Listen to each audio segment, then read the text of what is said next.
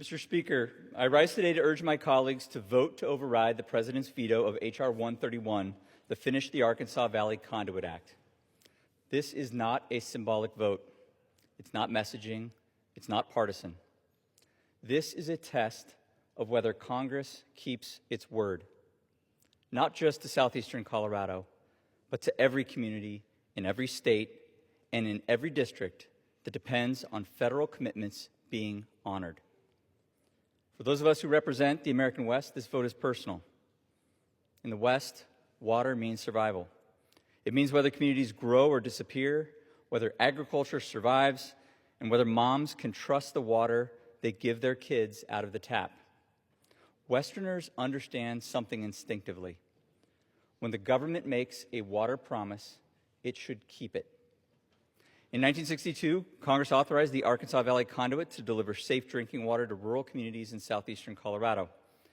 These communities grow amazing watermelon, cantaloupe, and chilies, and support families who ranch and raise livestock.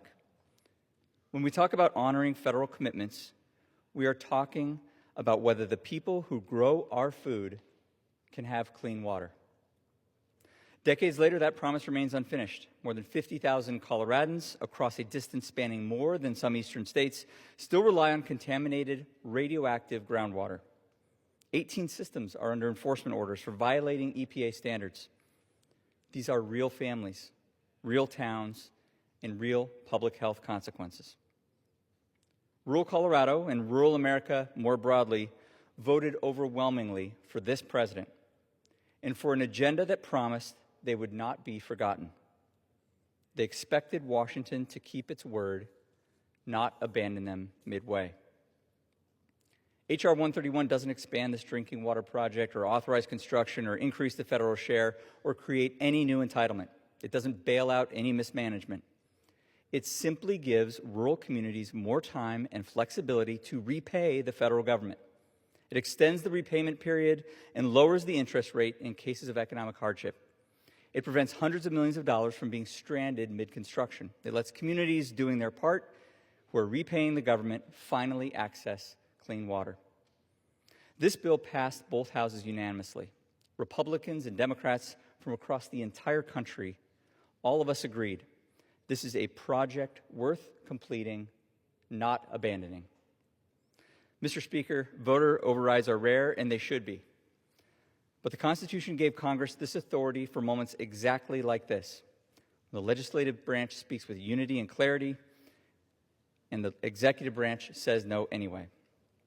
In modern congressional history, it is extraordinarily rare and perhaps unprecedented for a president to veto a bill that passed both chambers unanimously while his party holds unified control of the government.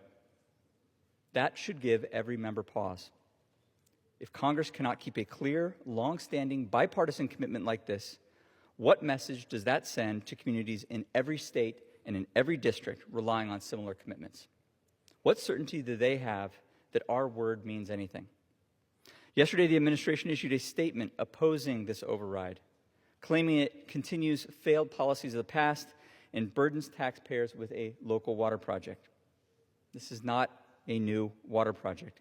It is a federally authorized water system underway for decades with consistent bipartisan congressional support. And this exact project was previously celebrated by this president himself. On October 3rd, 2020, President Trump's Department of the Interior issued a press release titled, "Trump Administration Breaks Ground on Long-Awaited Arkansas Valley Conduit to Bring Safe, Clean Water to Rural Colorado Communities." Earlier that year, the president visited Colorado and praised the Arkansas Valley Conduit. He said, and I quote, "We got the money to begin construction." His own Secretary of the Interior broke ground on this project. If the project was worth supporting in a campaign rally and celebrating at a groundbreaking, surely it is worth finishing. It was the right position then. It is the right position now. Mr. Speaker, if a bill that passed unanimously, that costs almost nothing, that fulfills a 60-year federal promise, and that protects public health can be vetoed under these circumstances, then bipartisan work in this institution is at risk. And I ask my colleagues, how would you feel if a project like this in your district, passed unanimously, fulfilled a decades-long promise, and was vetoed anyway? That's what these rural communities are facing. My constituents are watching, and your constituents are watching to see whether Congress means what it says.